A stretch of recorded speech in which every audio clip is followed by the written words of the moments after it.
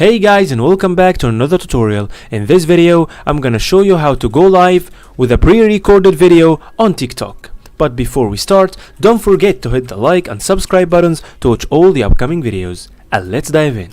So the first thing you need to do is to download TikTok Live Studio and log in with your account on TikTok.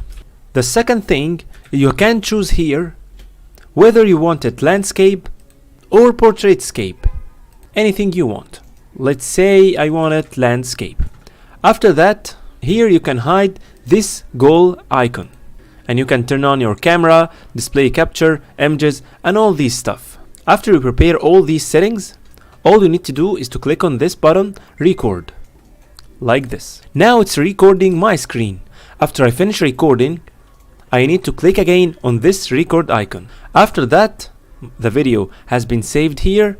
All I need to do is to click on Go Live. And that's it. If you found this video useful, don't forget to hit the like and subscribe buttons to watch all the upcoming videos. And goodbye.